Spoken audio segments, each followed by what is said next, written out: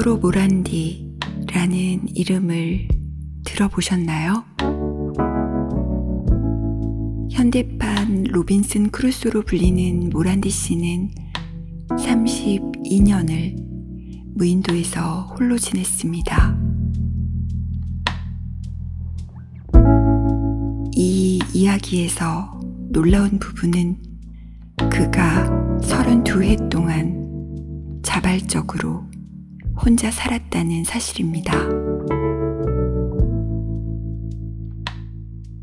할아버지, 사람은 사랑 없이도 살 수 있나요? 소설 자기 앞에 생에서 모모는 그렇게 묻는데 질문을 들을 때마다 저는 속으로 매번 다른 대답을 준비하지만 할아버지 대답은 한결같습니다. 그렇단다. 그리고 할아버지는 부끄러운 듯 고개를 숙였다 라는 문장이 이어집니다. 할아버지 대답보다 우리 마음이 더 오래 머무르는 건 부끄러운 듯 이라는 구절일지도 모르겠습니다.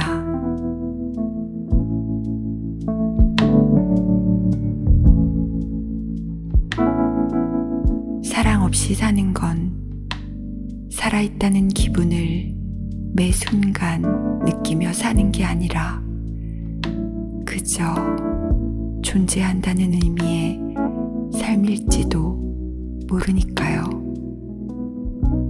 여러분은 얼마나 오랫동안 혼자 계실 수 있나요?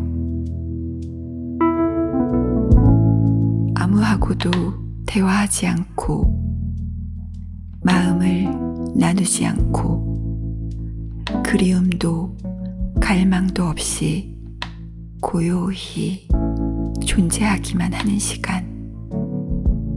가끔은 그런 시간도 필요하겠지만 그런 시간을 견딜 수 있는 임계치는 저마다 다르지 않을까요?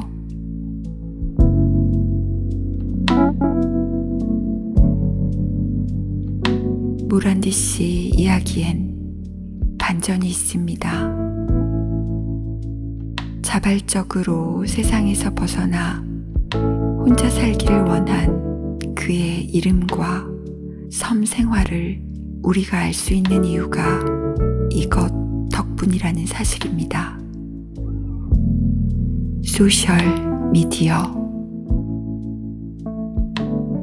혼자인 그에게도 혼자가 아닌 시간이, 함께 있는 기분이, 삶과 아름다움을 나눌 창구가 필요했던 거예요. 돌아가고 싶은 곳이 있으신가요? 무인도에 혼자 있는 기분이세요? 핑크빛 백사장에 하늘에서도 보일 만큼 커다란 SOS를 그리고 있는 당신을 찾으러 헬기를 띄웁니다. 한 사람을 위해서도 프로펠러는 돌아가고 조종사는 가족 사진에 눈을 맞추고 레버를 내립니다. 그쪽으로 가는 중입니다. 손만 흔들어 주세요. 오직 사랑하는 영화만이 살아남는다. 출발합니다.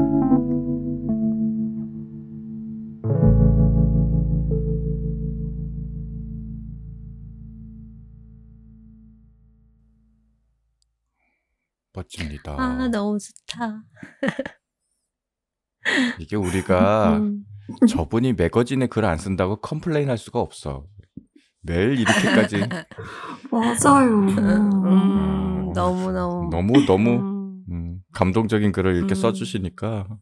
나 맨날 필터 하잖아. 아, 감사해요, 정말. 제가 오프닝을 열심히 쓸 수 있는 건 다 읽고 나서 좋습니다. 아, 좋아요. 이 한마디 들으려고. 네, 오늘 이 시간을 정말 얼마나 기다렸는지 모르겠어요. 왜냐면 저희 셋이 다 너무 좋게 마음으로 봤던 영화에 대해서 이야기하는 날이고 이 영화 한 편에서 얼마나 많은 얘기를 할 수 있을까. 아, 나는 이 얘기 하고 싶은데 또 동서님은, 이현님은 어떤 이야기를 하실까 궁금하다. 이런 마음으로 굉장히 오래 기다렸는데요. 근황을 빼면은 그 약간 들으시는 분들이 조금 네, 재미가 네. 덜 하실 수 있어서 근황을 한번 들어보겠습니다. 아, 이 들으시는 우리 영우님들이 잘 모르시겠지만 저희 지난 우동센 녹음할 때는 정말로 부상투혼으로 점철된 녹음이었는데 원래 12월 19일에 한번 녹음하려고 했다가 연기됐었고 또 22일 날 녹음을 했는데 근데 제가 사실 21일까지는 괜찮다가 22일 날 아침에 무릎이 너무 아파가지고 중간에 잘렸죠. 그래서 이후에 또 다시 녹음하는 걸로 해가지고 만들어진 게 에피소드 3 우동센이었습니다. 원래 예전부터 무릎 통증이 있었는데 계단 올라가거나 내려갈 때만 조금 아팠지 괜찮았거든요. 근데 21일쯤에 이거 이제 좀 나았네 하면서 스쿼트 하다가 또 다친 거예요, 무릎을. 그래가지고 그 22일 아침에 다리를 접을 수가 아예 없더라고요. 이게 무릎이 돌아간 상태라서 다리가 안 접혔어요, 아예. 근데 21일 그 전날 토요일 날 컨디션 좋을 때 또 주말이라고 해서 BBQ 치킨 황금 올리브를 시켜서 먹었는데 여기 그 염지에 뭐가 있는지 캡사이신이 좀 제 몸에 안 맞는 건지 해가지고 전 여기 BBQ 치킨 황금 올리브 먹을 때마다 조금 배탈이 나거든요. 근데 사실 조금 먹으면 안 나고요. 제가 생각해도 좀 많이 먹을 때만 나요. 그런데 이게 참 무릎이 다치니까 인간의 존엄성이 정말 심각하게 훼손되는 게 이 무릎이 안 굽혀지는데 배탈이 나서 화장실에 계속 들락날락 걸리니까 아주 미치겠는 거예요. 이거를 아내를 불러야 하나 막 이런. 그때 또 그날 영화 변산을 봤어요. 거기 이제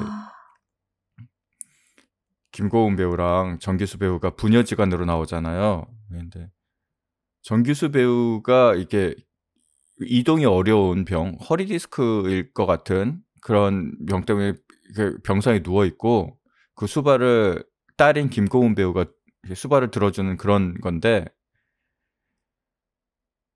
그때 정기수 배우가 그러거든요.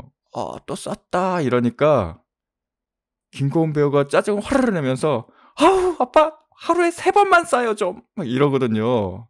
그런 대사가 나오는데 그때 저희 아버지가 옛날에 허리 디스크 수술 잘못해가지고 누워있는데 어머니가 그 말을 똑같이 아주 워딩을 똑같이 했었거든요. 막 그 얘기를 들으니까 와 정말 사람이 존엄성을 지키기 위해서는 이 기동은 최소한의 기동은 가능해야겠구나라는 생각이 들어서 올해 목표는 재활에 성공해서 경륜 선수급의 허벅지를 만드는 게 목표입니다. 이 얘기를 들으니까 어떻게 하면 제가 멀리서라도 그 동서님의 그 재활을 위해 도움이 될 수 있을까 고민을 해보게 되네요. 네. 굉장히 다양한 장르의 근황을 들려주셔서 감사하고 그리고 앞으로도 계속 업데이트 해주셨으면 좋겠어요. 저랑 이현님이랑 그리고 우리 영우님들도 많이 걱정하고 계시니까 계속 소식 들려주세요. 네. 네. 그럼 이제 우리가 정말 기다렸던 이현님의 근황을 한번 들어볼 건데요. 왜 기다렸냐면 여러분, 이현님은 근황을 위해 자료 조사를 하시는 분이에요. 그러니까 동서님과 제가 최근에 재밌는 일 없었나 이렇게 생각하고 있을 때 이현님은 도서관에 가서 내가 근황을 위해 어디까지 얘기를 할 수 있을 것인가, 지난 신문을 찾아보자, 지난 1969년 자료를 찾아보자, 이런 분이시거든요. 그래서 기대를 하지 아니할 수가 없고 오늘 그 기대하는 마음으로 한번 들어보겠습니다. 네, 사실 네, 말씀드리고 싶었던 근황이 사실은 있었어요. 아껴뒀던. 그런데 인생이 제 의지대로 뜻대로 흘러가지 않잖아요. 그거 무슨 말씀인가요? 잠깐만요. 자기 의지대로 흘러가는 인생이 얼마나 될까 싶긴 한데요. 네, 일단 한번 들어볼게요. 근황 소개랑 그거랑 무슨 소리인가요? 동서님, 조금만 기다려주세요. 네. 그러니까 제가 원래 소개하고 싶었던 근황은 지난주인가 잠깐 아주 짧은 여행을 좀 다녀왔는데, 그때 제가 들렀었던 곳에서 봤던 어떤 목탑을 보고 왔어요. 네, 목탑에 대한 이야기, 그때 여행지에서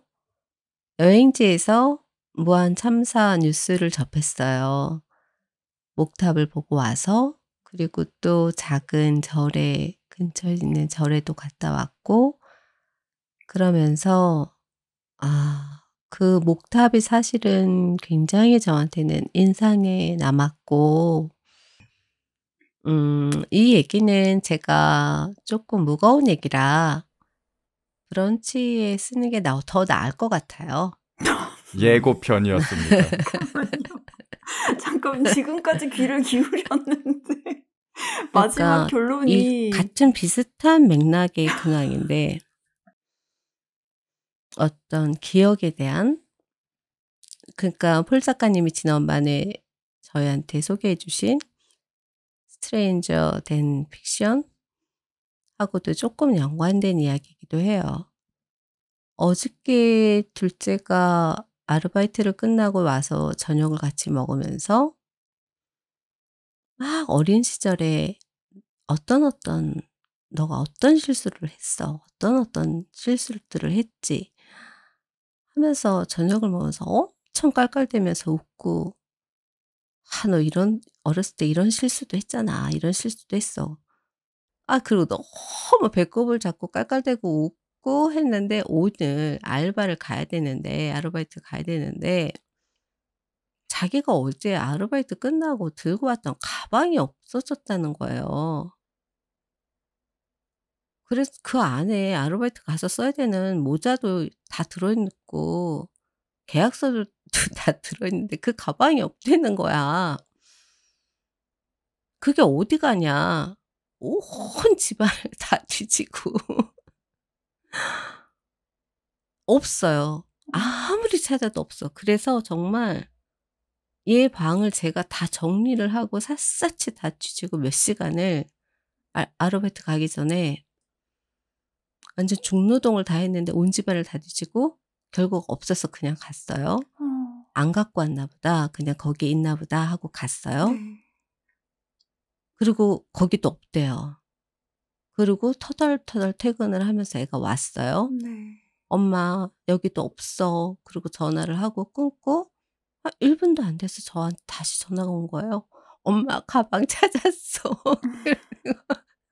그래서 너 퇴근하고 오는데 가방이 어딨어? 나 퇴근하고 오는 그 놀이터 옆에 가로수 있는데 그 덤불 위에 올려져 있어.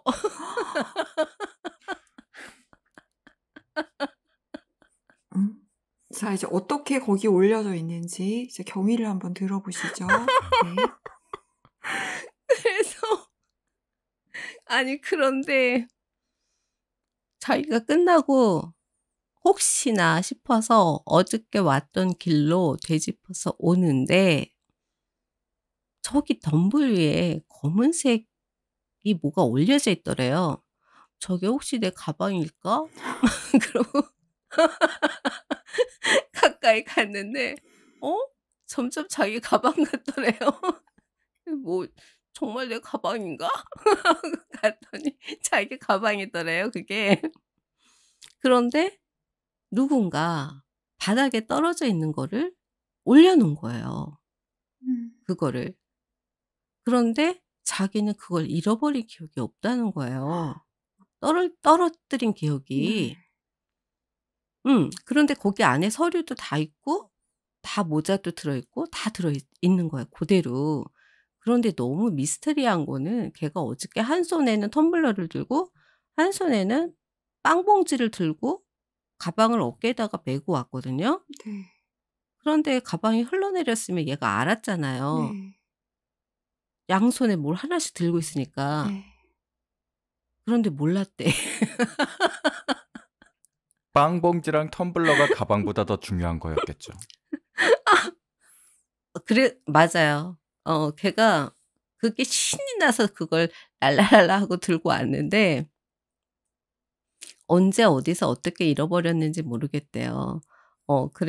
그래서 집에 들고 들어와서 너무 황당했던 거는 야, 우리가 어저께 너 몇 살 때 어떤 실수했고 몇 살 때 어떤 실수했고 이런 거 얘기하고 웃었는데 웃을 일이 아니었다. 20살 넘어서도 가방을 잃어버린지도 모르는데, 응? 그런 생각이 드는 거예요. 아, 그 영화 펄펄 작가님이 우리한테 소개해줬던 그 영화에도 그런 대사가 있더라고요. 우리는 기억해야 된다고. 응? 이런 사소한 일들이 우리가 비극에 빠졌을 때 이런 사소한 기억들, 그런 것들이 우리를 구해준다고, 위로해준다고. 그래서 오늘 아이랑 막 웃으면서 그런 얘기들을 하면서, 이런 기억들이 나를 나중에 아이랑 어렸을 때에는 물론 그런 게 나한테 되게 힘들고 그랬었지만 이런 것들이 나중에는 나를 구하는 그런 것들이지 않을까? 그런 생각을 했던 것 같아요. 네. 이렇게 이현 작가님이 준비를 해오신 근황을 들으면서 우리가 또 삶의 철학을 한번 되짚어 볼 수 있고 어떻게 살아야 하는지 또 우리가 가족을 통해서 어떤 걸 배우는지 또 알아볼 수 있었어요. 네. 그냥 들려주셔서 감사하고요. 그러면 이제 드디어 우리가 그렇게나 기다리던 첫사랑 얘기로 들어가 볼까요? 아니, 사회자님 근황도 궁금해요. 아니, 네. 폴 작가님들 근황 제일 궁금해요. 어물쩍 넘어가시면 안 되죠. 넘어가는 게 아니라 제가 시간이 지금 부족해서 제가 저를 희생해 가며 제사를 깎아가며 아니야. 궁금해요. 요즘 명함은 많이 뿌렸는지 누굴 만났는지 그런 거 다 궁금해요. 명함은 많이 돌렸는데 아쉽게도 유튜브를 잘 모르시는 분들이어서 제가 이제 유튜브 링크를 하나하나 보내드렸는데 클릭을 해주셨는지 모르겠어요. 왜냐면은 뭐 잘 들었어 뭐 이런 피드백이 와야 되는데 피드백이 안 와서 약간 실망을 한 상태고요. 제가 들려드릴 근황은 바로 서브스턴스입니다. 여러분 보셨나요? 아직 못 봤어요. 안 봤어요.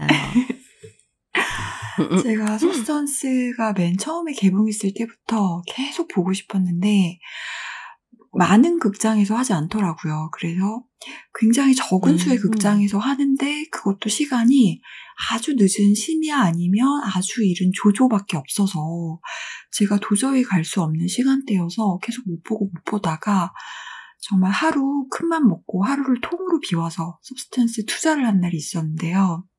이거를 그렇게 보고 싶었던 이유는 이 영화를 추천해준 친구가 이 영화를 보고 시를 썼다는 거예요.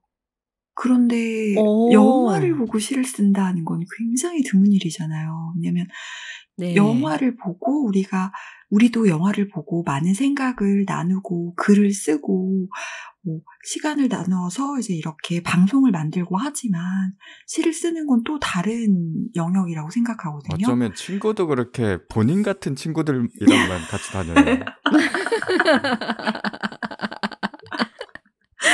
끼리끼리. 그런가 봐요. 끼리끼리라서 그런가 봐요. 그래서 그 시를 썼다고 시를 보내줬는데 제가 그 시를 안 읽었어요. 왜 안 읽었냐면 여러분도 아시겠지만 제가 스포일러를 굉장히 피하잖아요.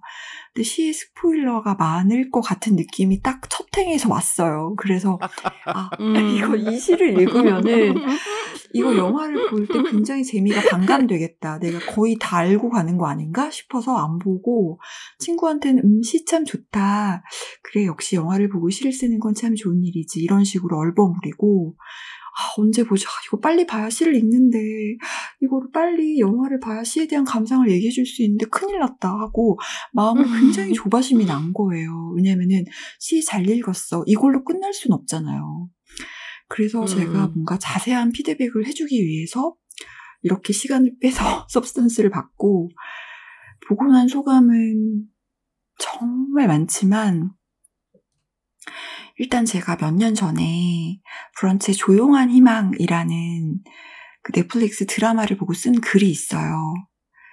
제목이 아마 당신은 나인가요, 알렉스였나? 그럴 거예요. 알렉스. 네, 알렉스한테 쓰는 편지였는데 네. 제가 그때 알렉스를 참 좋아했어요. 왜냐면 그때 그 드라마에서 알렉스는 그렇게 예쁜 캐릭터도 아니었고 예쁜 캐릭터가 아니고 너무 힘들고 막 신선한 삶을 막 온몸으로 부딪혀서 살아가는 그런 캐릭터였기 때문에 거의 단벌 신사처럼 옷도 처음부터 끝까지 거의 옷 한 벌로 나오거든요. 그러니까 예쁘게 꾸미고 말고 할 그런 시간이 없는 거죠.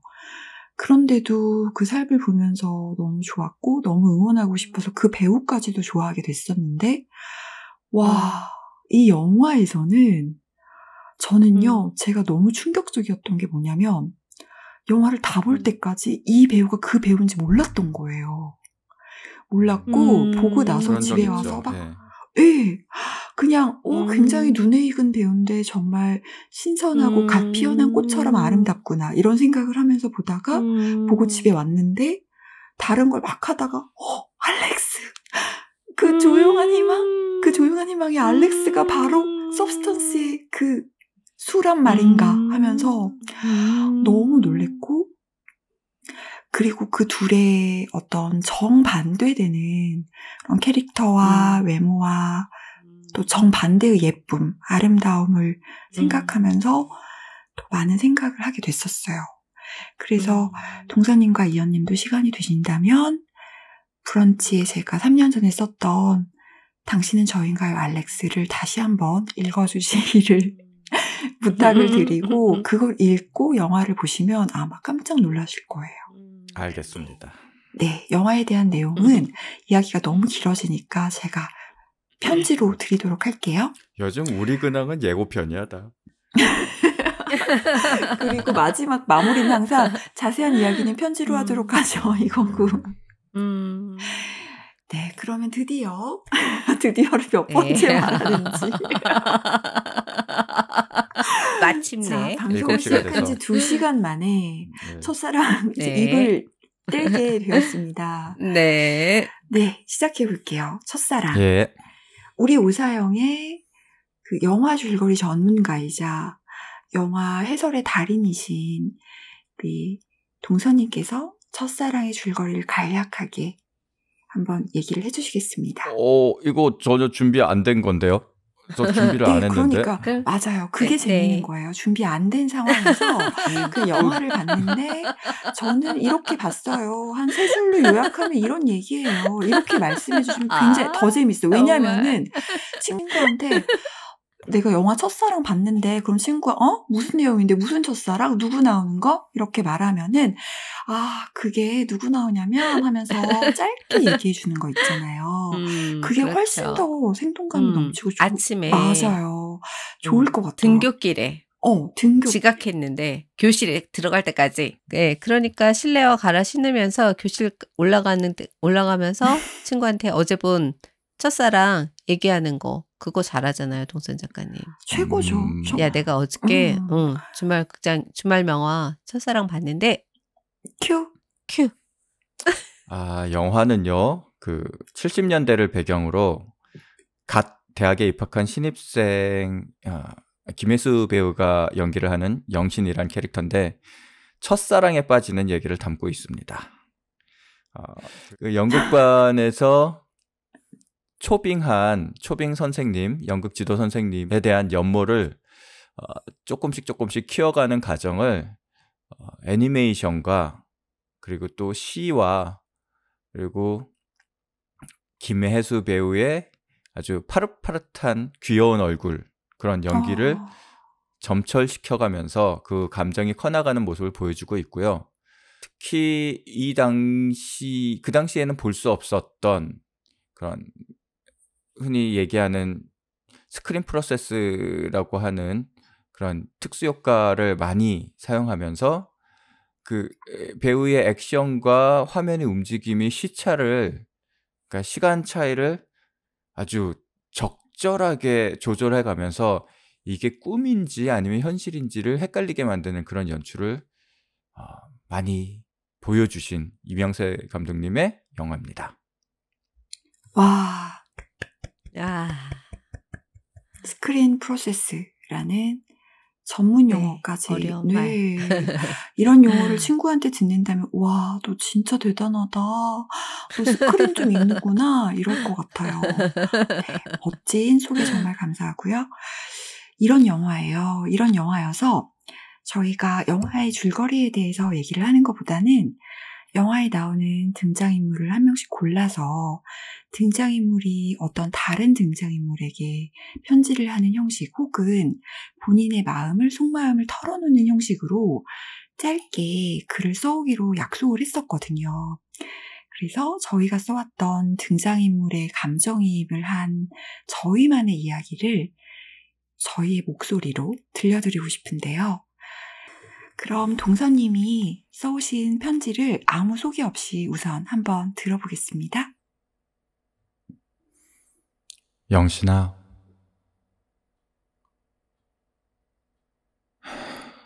솔직히 말해봐. 너 정말 내가 너 좋아한다는 거 몰랐니? 아니, 친구 말고, 국민학생 동창 말고. 뭐 그래, 우리 서로 너무 사실 오랫동안 알고 자랐지. 가족처럼. 그렇다고 뭐 전혀 생각 안 해봤다고? 정말? 그렇게 날 오랫동안 알고 있었다면 내가 너한테 고백을 할 용기가 없다는 것도 알고 그래서 그냥 내 감정 무시했던 거 아니야? 왜 그랬어? 왜 날 그렇게 무시했던 거야? 내가 널 더 좋아한다는 이유만으로 어떻게 나한테 그렇게 함부로 했어? 너 정말 나한테 아무런 감정 없었어? 그럼 진짜 그렇다고 말해주면 좋았잖아. 그냥 냉정하게 대해주면 좋았잖아. 영만이 형네 찾아갔을 때 사실은 강 선생님 보러 가려는 거 내가 모르는 줄 알았어? 나랑 같이 있을 때도 강 선생님 생각만 하는 거 내가 모르는 줄 알았어? 그럼 애초에 내가 밤에 불러냈을 때 나오지 말았어야지. 왜 부르면 또 나와서 날 그렇게 헷갈리게 만들어? 그냥 바보 같은 나 보면서 재밌었던 거야? 내가 그렇게 만만했던 거야?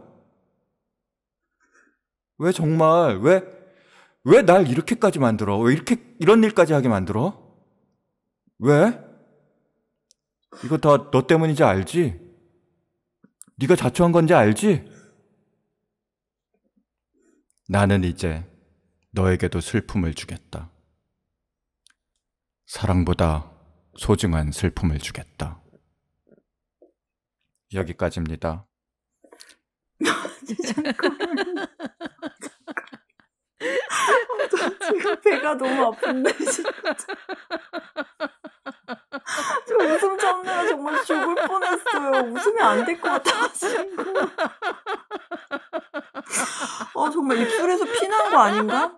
입술 너무 깨물어서 지금 입술에 피난 것 같은데. 아니, 잠깐 편지를 써오랬더니 지금 자기 젊은 시절에 있었던 일 그대로 말하기 없기에요. 아니, 이거 편지 아니잖아요. 예, 공포영화 버전으로 바꿔봤어요. 아니, 이거 진짜 마이크 끄고 들어야 돼. 웃음소리가 계속 나와서. 정말 제가 느낀 느낌은요. 편지를 써오라고 했더니 대사를 써오셨구나. 그러니까 그 문수가 영화에서 못했던 말을 본인의 남자친구, 그러니까 동성 친구한테 이렇게 술 마시고 하는 이야기 혹은 집에서 혼자 벽 보면서 하는 이야기를 그냥 생생하게 다 써오신 것 같아요. 그래서 웃음을 참느라 너무 힘들었고 이게 편지가 맞나 경험담이 아닌가라는 생각을 떨칠 수가 없었고 무시무시하지 않나요? 맞아요. 무시무시해서 웃음이 났고 정말 눈물이 났네요. 너무 웃어가지고 그리고 여기서 이제 하나 궁금한 거는 시를 바로 붙이셨잖아요. 근데 제가 또 부탁을 드렸던 게 영신이 블루노트에서 선생님을 기다릴 때 굉장히 멋진 시가 나오잖아요. 그 시 대신에 여러분은 그 장면에 어울리는 다른 시를 한번 골라주실 수 있나요? 이렇게 여쭤봤었는데 그 시도 골라오셨나요? 저만 하나요? 이거? 아니, 그게 아니라 골랐는지 아닌지. 저 골라오긴 했어요. 역시. 정말 이렇게 준비를 철저하게 해주셔서 너무 감사해요.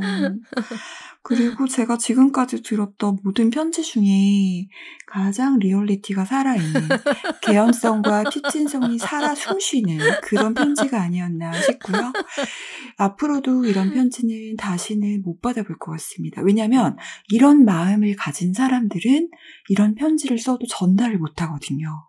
그런 모든 짝사랑하는 사람들의 심정을 대변하는 그런 대변인으로서의 역할을 충실히 이행해 주셔서 너무 좋았고요. 그러면 이어서 이현님은 누구한테 어떤 마음으로 편지를 쓰셨는지 아무 정보가 없는 채로 한번 편지를 들어보겠습니다. 어떤 골목이었어. 촉수 낮은 가로등이 깜빡거리고 있는 막다른 골목길. 누군가의 어깨를 얼핏 스친 것도 같았는데 그 골목을 다 빠져나오고 나서야 알았어. 그 사람이 어쩌면 너였을지도 모르겠다고. 잔뜩 움츠린 어깨, 호주머니에 찔러 넣은 양손, 두리번거리지도 않고 땅만 보고 걷던 수그린 고개, 머뭇대지 않던 발걸음. 그건 너였어. 그런데 희한하지? 너랑 막 스치고 지나온 그 골목길에서 싱그런 바람이 불었어. 난데없는 회오리 바람이. 뭐였을까? 그 바람은? 어떤 마음은 들불이야. 한번 일어나면 모든 걸 태워야 꺼져. 시커멓게. 사랑이 어떻게 그럴까? 저딴 걸 어떻게 사랑이라고 부르지? 넌 사랑을 아니? 사랑을 뭐라고 생각해? 난 잘 모르겠어. 어떨 땐 아무리 떼어내려고 해도 끈적끈적 달라붙기만 하는 마음 같다가 또 어떨 땐 움찔거리는 몸의 반응인 것도 같다가 고개가 갸웃거리고 얼굴이 벌겋게 달아오르고 몸이 펄쩍 뛰어 잠깐도 가만히 있지 못하게 고약한 그런 거 말이야. 왜 그렇게 서성거려? 둘레를 돌고 돌고 또 도는 너 말이야. 꼭 위성 같아. 지구를 돌고 있는 달처럼 멀어지지도 가까워지지도 않고 언제나 같은 속도, 같은 기울기로 섭섭하지 않은 거리에, 불편하지 않은 거리에 고개를 들면 언제나 거기 있는 너. 생텍쥐베리의 어린 왕자라고 알아? 그가 사는 별 B612에는 그가 길들인 장미꽃 한 송이가 있대. 어느 날 그 장미꽃이랑 다툰 어린 왕자는 철새를 타고 떠돌다 지구로 와 사막에서 여우를 만나. 그리고 길들임에 대해 이야기를 나누고 자신의 별로 돌아가. 이 이야기에서 넌 뭘 느꼈어? 나는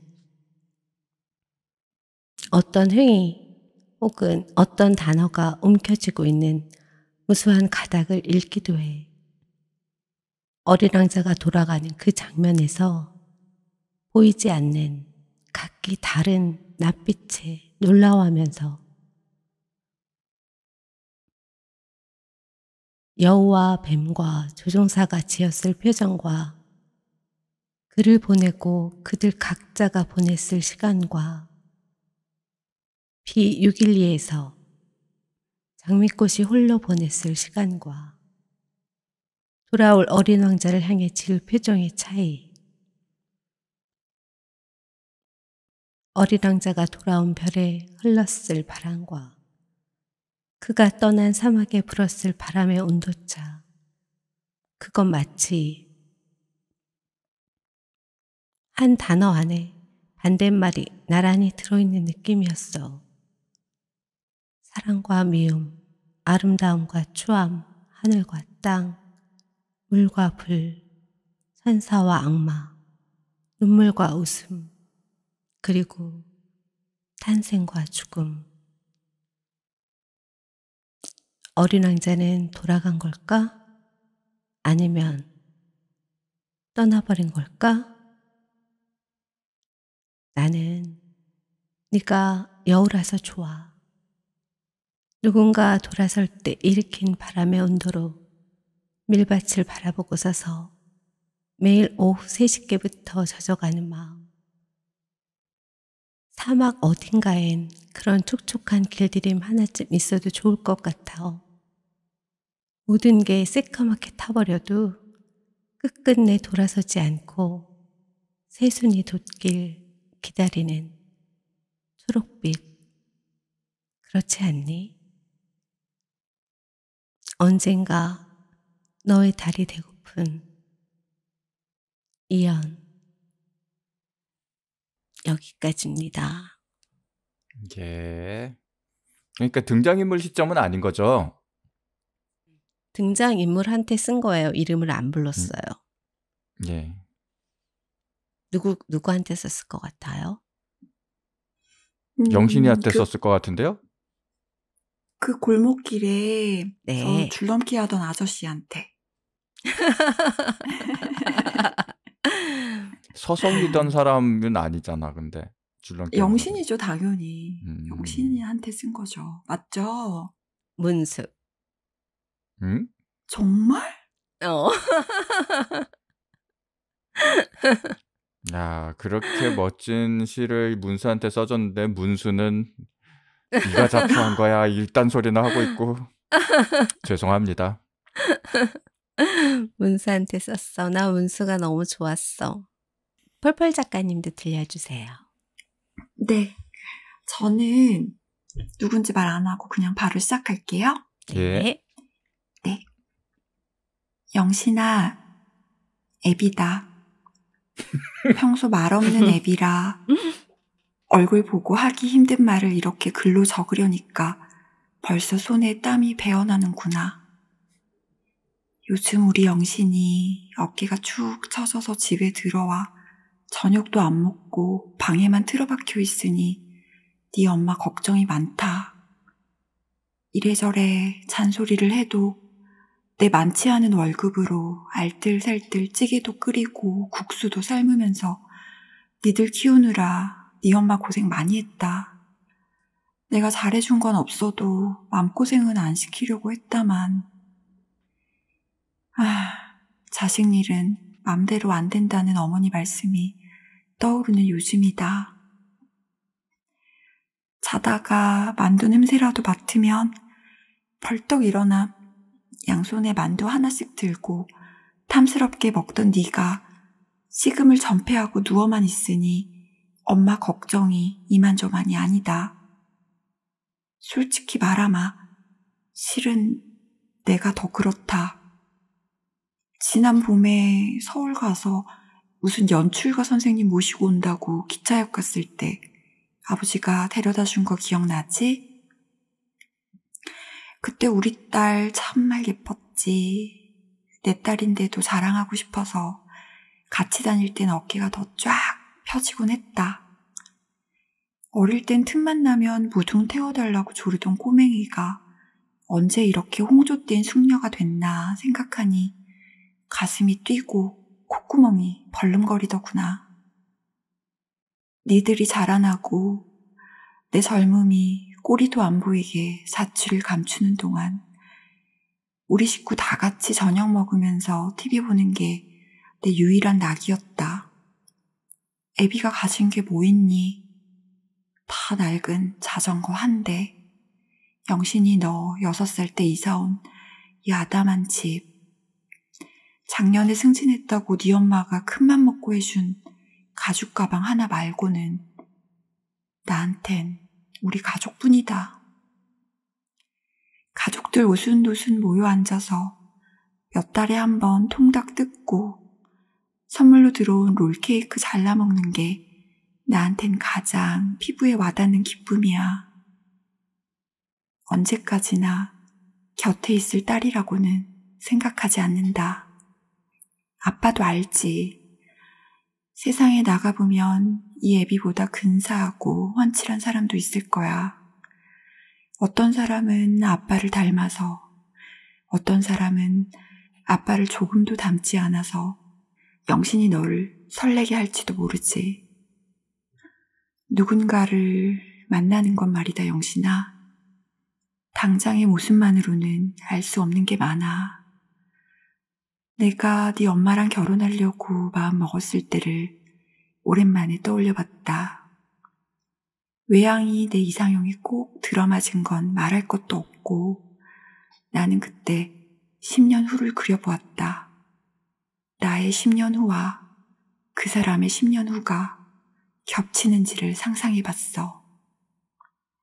그랬더니 호박시루떡 만들 때 팥고물, 맵쌀, 호박꼬지를 켜켜이 쌓아서 푹 찔 때처럼 우리가 같은 네모 안에 푸근하게 들어앉은 게 그려지더구나.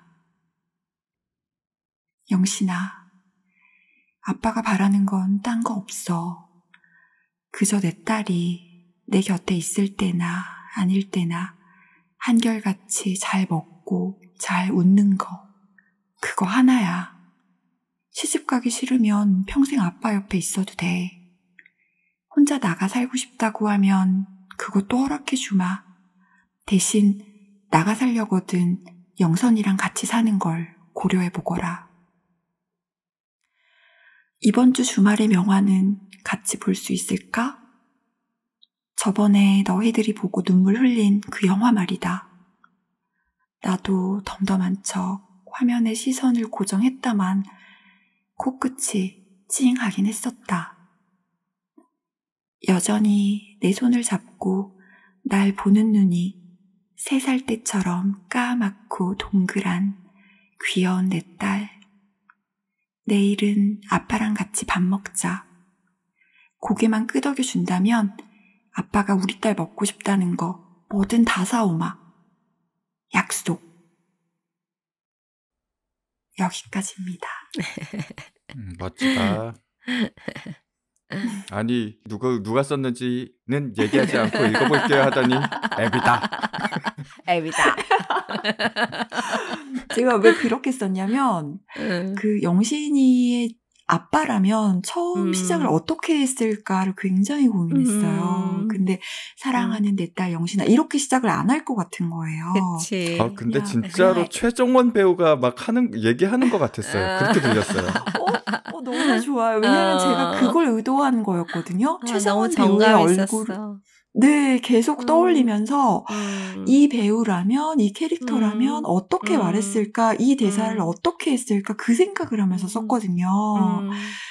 그래서 최정원 배우의 얼굴이 떠올랐다면 너무 감사한 일입니다.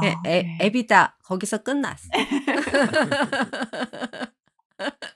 근데 저도 아빠한테 편지를 많이 받아보지 못했는데 아빠한테 받았던 굉장히 적은 수의 편지 중에서 아빠라면 이렇게 쓰겠다라는 거를 굉장히 참고를 많이 했어요. 그때 그 편지를 마음속으로 복기를 하면서 그래 아빠들은 사랑한다는 말 안 하고 이렇게 말하지 소중하다는 말 대신 이렇게 말하지 그렇게 쓰려고 노력을 했어요. 네.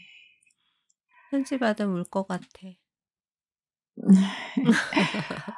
저도 제가 썼는데 읽으면서 약간 울컥해서 어디서 그랬냐면 내 딸한테 바라는 거 하나다. 잘 먹고 잘 웃는 거. 이게 굉장히 작은 욕심인 것 같으면서도 굉장히 큰 욕심이잖아요, 사실. 모든 게 함축된 말이니까. 그래서 약간 울컥했었고, 자, 그러면 이렇게 우리가 등장인물들한테 편지를 써봤는데 서로 누가 누구한테 쓸지 미리 논의를 하지 않고 이렇게 썼는데도 불구하고 두 분의 마음이 서로에게 닿았다는 게 너무 감동적이고 신기했고요. 그리고 제 편지는 우리 셋 구성원 중에 한 분께는 닿지 못하겠지만 영우님 중에 어떤 영우님의 마음에는 꼭 편안하게 들어갔으면 좋겠습니다. 네.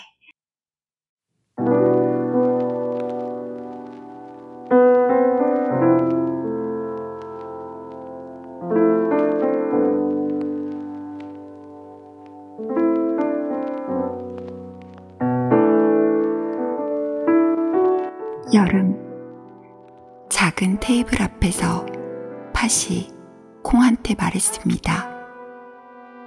팟캐스트 하자, 곧.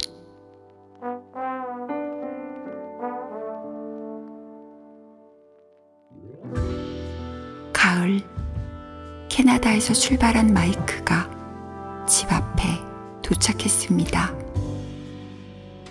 허공에 마이크 스탠드를 설치하다 떨어뜨려 이마에 딱밤을 맞았습니다.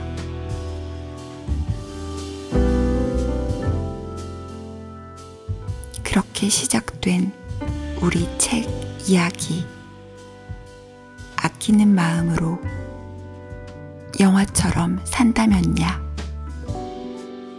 영혼을 뒤흔든 영화, 공연, 전시 이야기. 궁금해요. 우리를 궁금해하는 여러분이 우리 이야기를 듣고 여러분 이야기도 들려주세요. 영화 동아리 540 회원 1동.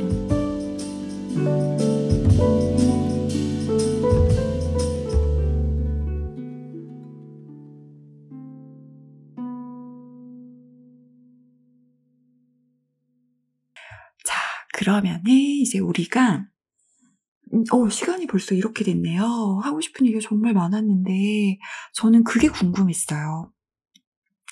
이 영화를 보고 아마 두 분 다 영화가 좋다는 데는 이견이 없으실 거예요. 근데 영화가 왜 좋냐라고 깊이 들어가 보면 좋은 이유가 다 저마다 다르단 말이죠.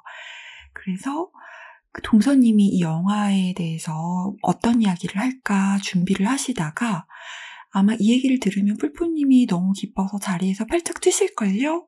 하셨던, 그렇게 웃만 떼셨던 적이 있어요. 그리고 그 내용이 뭔지는 전혀 얘기를 안 해주셨는데 제가 그게 궁금해서 어젯밤에 잠을 못 이뤘어요. 도대체 팔짝 뛸 만큼 기쁠 일이 뭘까?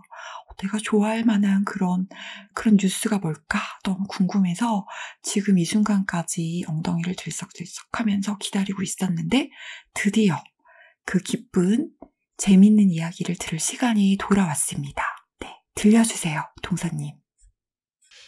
예, 스탑워치를 켜고 컴팩트하게 한번 말씀을 드리겠습니다.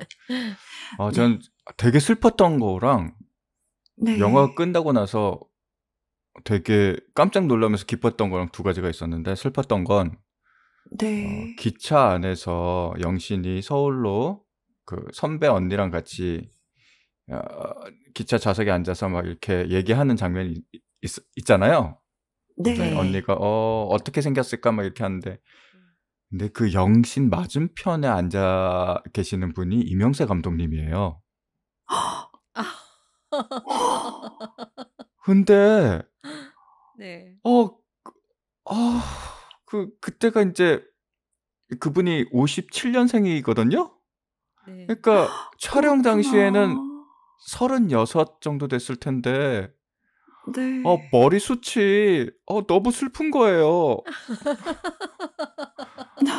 그때 여기서 슬픔은 정말 순수한 슬픔인가요? 진짜로 아니면 약간 네, 반어법인가요?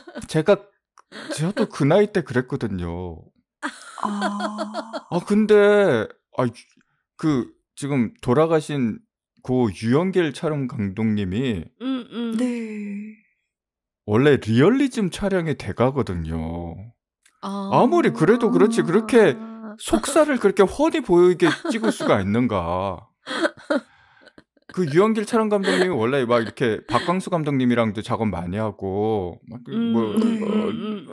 전태일 그 섬에 가고 싶다 뭐 그런 걸 계속 장선우 감독님이랑도 그리고 그분이 원래 CBS 기자 출신이어서 사실은 광주 5.18 사건을 해외에 가장 먼저 알리신 분이에요. 그때 당시 광주에 있어가지고. 그랬구나. 리얼리즘 하면은 유영길 촬영 감독님인데 아무리 그래도 그렇지. 나 그때 너무 속상했어요. 사실 그 장면 보고 어떻게 저렇게 좀 이렇게 그 당시엔 흑채도 없었겠지만은 그래도 조명을 이렇게 써가지고 좀 안 보이게 할 수 있었는데. 아무튼 그렇고 그리고 나중에 이제 자막이 쫙 올라가면서 보는데 네. 눈에 들어온 이름이 하나가 있는 거예요. 누굴까? 두근두근. 기획 최윤희라고 하는데 내가 이 이름을 어디서 들었지 하는데 네. 제가 얼마 전에 그러니까 지난 녹음에서 네. 그 폴폴님이 꼬마 니콜라를 얘기를 하실 때 어머. 그때 사진 찍어드린 네네. 거 있죠. 제가 태맨에서 네. 출판한 꼬마 니콜라 초판을 가지고 있는데 네. 그거 담당 편집자가 채윤인 거예요. 채윤이님. 어머. 잠깐만. 그럼 저랑 운명인데? 거의 두 번이나 운명이 겹친 그러니까 거잖아요.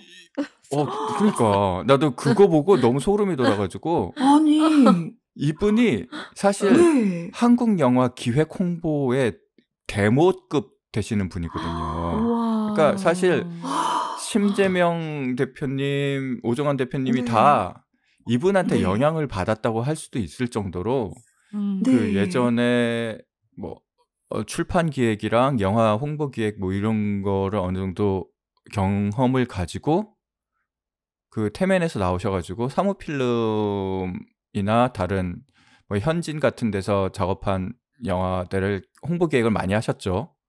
그러다가 90년대 초에 이제 올드 시네마는 아직도 있어요. 그런 그 회사를 설립하셔서 계속 영화 홍보 네. 쪽에 작업을 하고 계시는 분이에요. 근데 이 네. 이름이 제가 기억에 남아 있다가 그 꼬마 니콜라에서 보고 너무 놀란 거 있죠. 그분이 아니, 같은 직접 분이신 거죠, 첫사랑 기획이랑 나의 완전히. 사랑 나의 신부를 하셨다. 홍보 쪽도 담당하셨다. 네. 그랬다는 게 정말 음. 최은희 대표님 자리가 비어 있으니까 언제든지 오셔서 1시간만 주시면 같이 얘기를 해보고 싶습니다. 제가 놀란 거는 와. 제가 만나뵌 적 없고 이전까지 동서님이 음. 말씀해 주시기 전까진 성함을 알지 못했던 이렇게 음.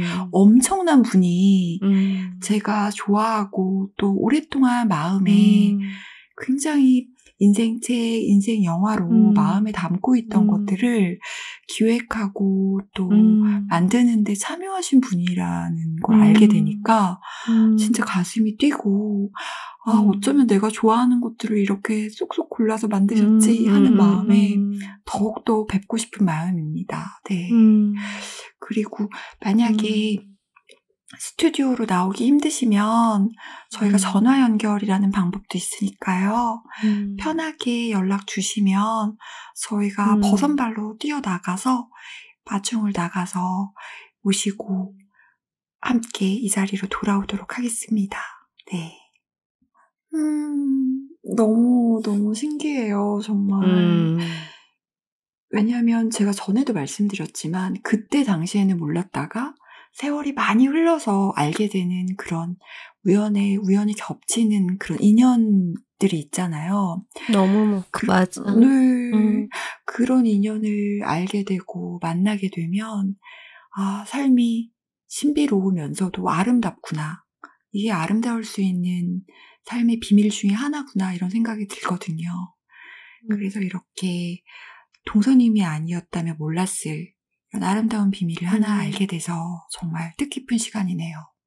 네. 그리고 이렇게 동서님이 슬프셨던 장면 그리고 너무 좋았던 새로운 발견을 했던 장면을 얘기를 해주시는 걸 들으면서 이현님도 아마 비슷한 생각을 하셨을 거예요. 나도 그 장면은 참 슬펐고 그 장면은 너무 좋았어. 그 이현님의 의견, 이현님의 느낌을 듣고 싶어요. 저는 그냥 모든 장면이 다 좋았고 이 영화가 스토리 위주가 아니고 그 감정 연출이 굉장히 뛰어났다라는 감정을 시각화했다라는 느낌? 어떻게 보면 자기적이잖아요. 나쁘게 말하면 관객의 감정마저도 약간 컨트롤하고 있다라는 느낌? 어떤 일정 부분? 그런데 그게 나쁘지 않았어요. 나쁘지 않고 그 꾸밈이 아주 정교하고 세밀하게 그 붓터치 하나하나가 그 마치 이 영화 속에 연극 반 학생들이 그 무대 배경을 그림으로 그리고 하는 장면의 그 장면의 묘사가 유명세 감독이 영화를 만드는 제작하는 과정을 마치 보여주는 장면처럼 그렇게 공들여서 밤을 새워서 칠을 하고 붓질을 하고 그러는 장면처럼 저한테는 좀 느껴지면서 이 영화에 쓰여졌던 소품 하나하나들 그 골목에 나와 있는 쓰레기통, 우체통, 주전자 이런 것들 하나하나들이 다 이제 모든 것들이 다 그냥 어느 날 어느 순간 맞닥뜨렸을 때 지금 나에게 위안을 주는지 않나. 그래서 내내 보는 내내 입꼬리가 이렇게 슬며시 올라갔던 영화였던 것 같아요. 좋았어요. 네. 이호님이 말씀해 주신 것 중에서 저도 정말 공감을 하는 부분이 있었는데요. 그 골목길은 아닌데 영화에서는 마치 골목길, 넓은 골목길인 것처럼 집과 집이 또 병원과 가게가 마주보는 구조의 길이 나와요. 길이 처음부터 끝까지 계속 나오는데 나오면서 시간의 흐름도 보여주고 그리고 사람들이 들고 나는 걸 보여주면서 사건이 어떻게 진행이 되고 있고 그리고 심리가 어떻게 변하고 있는지도 보여주는데 그 시선이 저는 참 좋았어요. 그리고 굉장히 오래전에 아마도 시내 21에서 읽었던 부분인 것 같은데 그때 그런 부분을 읽었던 기억이 났어요. 이명세 감독님은 굉장히 디테일에 그 꼼꼼하게 디테일을 챙기시는 분이어서 골목길에 슈퍼가 있으면 슈퍼에 있는 껌 하나도 그 시대, 그 시절 껌이 아니면 진열을 하지 않았다라고 쓰셨던 게 기억이 나서 그래서 제가 아까 그 영신의 아빠가 영신에게 보내는 편지에서 몇 개 소재가 나와요. 주말의 명화나 아니면 뭐 롤케이크나 뭐 몇 가지 나오는데 그게 그 시대에 정말 있었나 주말의 명화가 방영이 됐었나 롤케이크를 사람들이 그때 먹었나 통닭을 그때 자주 먹었나 이런 거를 다 찾아보고 내가 화면 속에 이게 나오게는 하지 못하더라도 이걸 듣는 분들이 정말 영화 속 아버지가 하는 말처럼 느꼈으면 좋겠다라고 생각을 해서 찾아봤더니 주말의 명화는 1969년부터 방영이 됐더라고요. 그래서 영화 배경이 70년대니까 정확하게 아마도 가족들이 그 전부 둘러앉아서 저녁을 먹을 때 흑백 영화가 나오잖아요. 예전에 제가 어떤 글에서 쓴 적도 있는데 흑백 영화에 대한 향수가 저는 늘 있어요. 제가 흑백 영화 세대가 아니어서 흑백 영화를 보면 마치 그 시대에 내가 살고 있는 듯한 그 시대에 살면서 그 영화를까 현재 상영되는 시점에 그 영화를 보는 듯한 느낌을 받고 그리고 어느 때보다 마음이 좀 편안해지고 평화로워지는 느낌을 받거든요.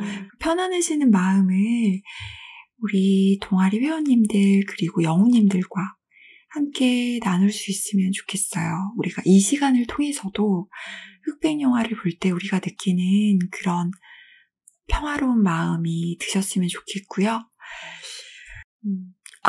저는 그걸 말씀드리고 싶었어요. 제가 이 영화를 보기 위해서 영화를 열심히 찾아봤는데 지금 OTT에서는 영화를 볼 수 있는 방법이 없더라고요. 네, 맞아요. 그래서 영우님들이 이 방송을 들으시고 첫사랑 보고 싶다라고 해서 찾아도 보기 힘드실 것 같아서 한국영상자료원에 가시면 첫사랑을 보실 수 있고요. 제가 정말 꿀팁을 하나 드리고 싶어요. 네. 제가 영화를 보러 가서 이제 그 창구에 가서 저는 어떤 영화를 보러 왔는데요 라고 말씀드리면 그 영화의 블루레이나 CD를 주세요. 그런데 네. 제가 이명세 감독님의 첫사랑을 보러 왔는데요 라고 말씀하신 거를 받고 기계에 넣고 플레이를 시켰는데 어머나 화면이 네. 너무나 배우의 표정이 안 보일 정도로 화질이 좀 많이 훼손이 되어 있었거든요. 그래서 거의 라디오 드라마 듣는 정도의 느낌으로 음성만 듣고 화면은 거의 못 보고 나왔는데 나오면서 제가 다시 한번 그 창구에 가서 여쭤봤죠. 네. 제가 본 영상이 너무 이렇게 인물들 표정이 안 보이는데 이걸 좀 화질 좋은 걸로 볼 방법은 없을까요? 네, 제가 네. 최근에 이명세 감독님이 블루레이가 새로 출시된 네. 걸로 알고 있는데 네. 그건 아직 한국영상자료원에 네. 안 들어왔나요? 라고 네. 했더니 들어왔어요. 그러시는 거예요. 네, 그래서 네. 그러면 제가 그걸로 봤어야 되는데 왜 그걸로 못 봤을까요? 이렇게 여쭤봤더니 그건 첫사랑이라고 말하지 말고 이명세 컬렉션이라고 말씀하시면 돼요. 라고 하시는 거예요. 정말. 그래서 여러분, 여우님들, 저는 비록 라디오 드라마로 영화를 봤지만 여우님들은 선명한 화질의 김혜수 배우와 또 거기 나오는 문수와 선생님과 다른 배우들 모두의 표정과 세세한 것들을 다 보실 수 있게 꼭 참고해서 이명세 컬렉션 블루레이 부탁드립니다. 라고 말씀해 주시면 됩니다. 안타깝네. 거기까지 가서 봤는데 그렇게 봤다니까. 얼마나 멀었는지 아시죠? 그러니까. 2시간 반 걸려가지고 갈 때도 2시간 반. 거의 부산 갔다 온 것처럼 갔는데. 그러니까 내 말이. 어쨌든 라디오로 들었어도 그 장면이 다 생각이 났어요. 제가 옛날에 봤던 영화였기 때문에 이런 장면이었지라고 추측하면서 볼 수 있었고 이런 표정이었지 이러면서 표정을 상상해서 그릴 수 있었어요. 네. 괜찮아요. 영우님들에게 꿀팁이 될 수만 있다면 제가 한번 불살라서 좋은 팁입니다. 조금 그런 실수 한번 하는 거 어때요? 왜냐면 이 방송을 들으신 분들은 저와 같은 실수를 안 하실 거잖아요. 네, 그래서 꼭 그렇게 보셨으면 좋겠고 그리고 많은 분들이 보셨으면 좋겠어요. 네, 나중에 언젠가는 OTT에서도 볼 수 있기를 바랍니다. 네, 꼭. 네, 오늘 이렇게 저희가 청춘이라는 주제로 뽑은 영화 첫사랑에 대해서 얘기를 하면서 저희 모두가 재밌게 봤던 영화에 대해서 얘기를 해서 어느 때보다 즐거운 시간이었는데요. 저는 영화 속에서 영신이 사진을 찍었던 때가 기억나요. 영신이 선생님이랑 놀러가서 탑 앞에서 사진을 찍는데 좀 붙어봐, 좀 사이좋게 포즈를 취해봐 라고 했을 때 선생님한테 이렇게 기대거든요. 근데 기댈 때 살짝 이렇게 기대는 게 아니라 허리가 거의 절반 정도 꺾여서 거의 Y자의 Y가 기울어지는 각도로 몸과 상반신이 완전히 기울어져서 선생님은 그냥 I자처럼 서 계시는데 영신만 기울어져서 찰칵 사진이 찍혀요. 그 사진을 보면서 그런 생각을 했어요. 우리가 어떤 마음이 어느 방향으로 향할 때 숨기는 게 이렇게 힘든데 또 이렇게 솔직하게 드러낼 수 있는 건 청춘이기 때문에 가능한 시간이 아니었나 라는 생각이 들었고요. 이 영화를 보시고 또 영화를 보고 나서 이렇게 얘기를 하는 저희 얘기를 들으신 우리 영호님들도 나의 청춘의 한 장에는 내가 어떤 포즈로 사진을 찍었을까를 다시 한번 돌아보고 찾아보는 시간이 됐으면 좋겠습니다. 다음 시간에 또 다른 주제, 또 재밌는 영화로 만나 뵙겠습니다. 그때까지 또 재밌는 영화 많이 많이 보시다가 만나요. 안녕. 네, 다음 시간에 뵐게요. 감사합니다. 감사합니다. 네, 감사합니다.